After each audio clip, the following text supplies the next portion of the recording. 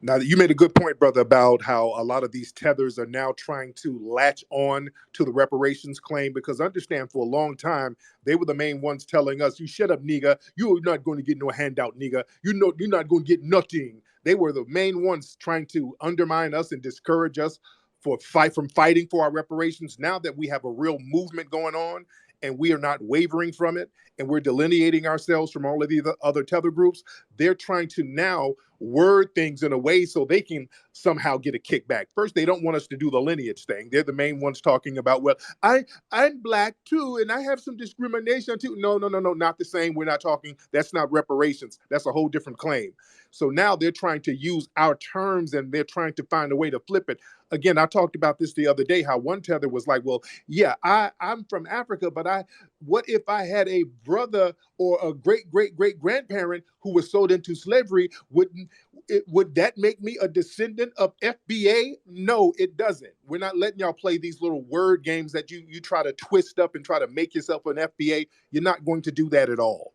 This is for foundational Black Americans. If you come over here as an immigrant, you've already came up, you've already gotten something for nothing, you've already gotten some unearned benefits. We're trying to get something that we're owed. These are not unearned benefits. We're trying to get a debt that is owed to us, that happened to our family. We are our family, because I hear a lot of arguments talking about, well, that happened to your grandparents or great grandparents. We are our ancestors. Our ancestors are us. So that happened to us because we still feel the deprivation of that lineage. So we're talking about a very specific debt owed to a specific people. And as a foundational Black American family, a lot of these folks come over and they get into these diaspora wars with us. And then they start saying, well, we need to sit down and have a dialogue. Let's sit down and have a powwow. Let's sit down and talk it out. I'm going to remind the FBA family, we don't have to sit down and talk out anything with them as if there's some kind of negotiation. They don't bring anything to the table. You negotiate with people who have equal tangibles to bring to the table. We don't get one single solitary benefit from them coming over here. It is 100% one sided.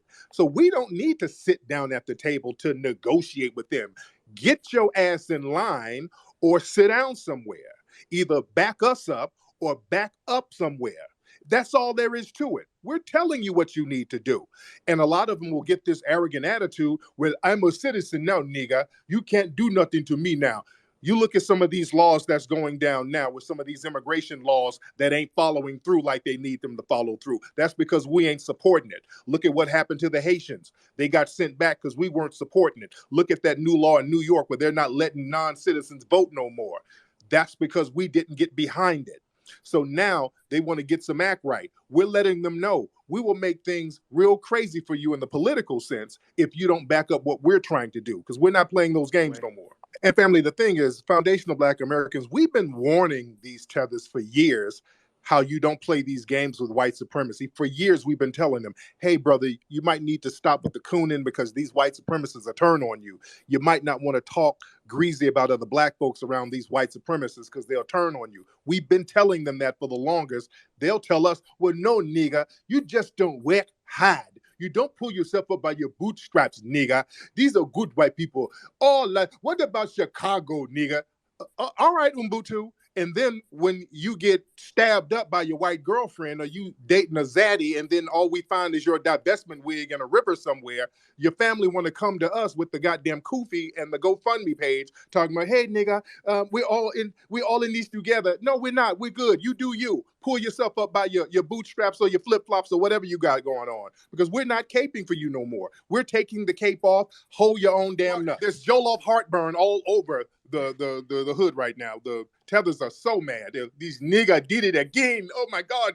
So yeah, of course they're going to hate because they hate to see us codified. When we get on code and get stuff done in a short period of time, they know that reflects badly on them, where it's a gazillion of them and they can't even build a damn toilet together. They can't get stuff together in their homeland with all of those resources and all of those people. They got every excuse in the world for not building anything or getting together and getting rid of that tribal garbage that is played out and outdated. They're still holding on to that while failing, and then come over here pointing the finger to us about what the hell we should do. I don't want to hear nothing from anybody who fled over here. You can't say nothing to me or any other foundational Black American about nothing. Just come over here, sit over there and chill out and watch what we do, and you be the cheerleader. All I want to see from you are pom bombs, and then go back to your homeland and do the same thing we do. But I don't want to hear nothing from none of these tethers.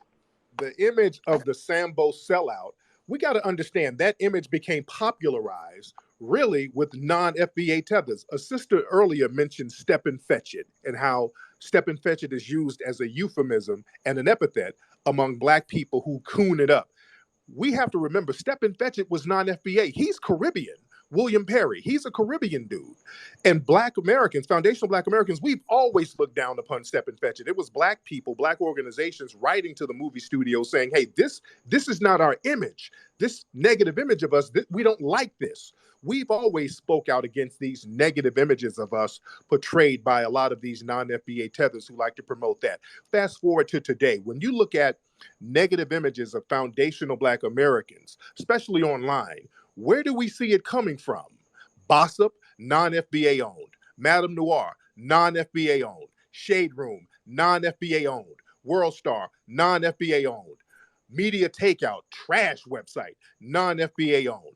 Look at the common denominator. We kept looking at this and seeing these are not our people putting these images out here. And by the way, those websites that I named, I have to pull teeth with these people in order to show something positive. These people never want to show commercials for our films. They don't want to show anything positive. Why? Because when we wake people up, they'll lose their audience. They make money and they get views for us being not awake, us being dumb as hell. That's the image that they like to promote, because these are the tethers who want to come and replace us when we're being ignorant as hell. That's what they want. That's the image that they want to promote so that they can come in and take our places. So we have to understand that dynamic.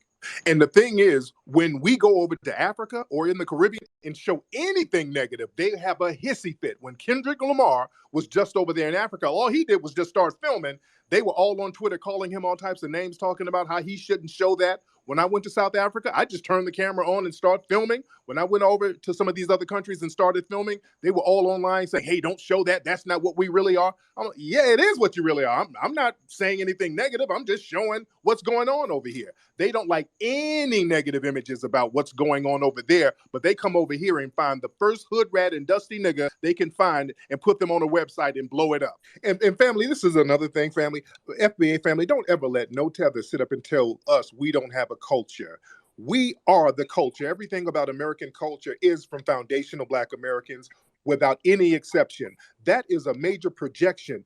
I want you to ask these people, if they talk about culture, what in the world is your culture? These people don't have no culture. That's why they fled. They have shea butter and fly swatters. That's the only culture they have. And I'm not trying to be mean-spirited, but they know they don't have a culture. And they like to project that lack of culture onto us. So check them hard anytime they try to come around us with that narrative.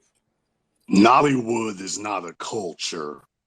Maybe someone should send them a tweet. Nollywood's not a culture. It's a knockoff. Yes. Real talk. Yeah.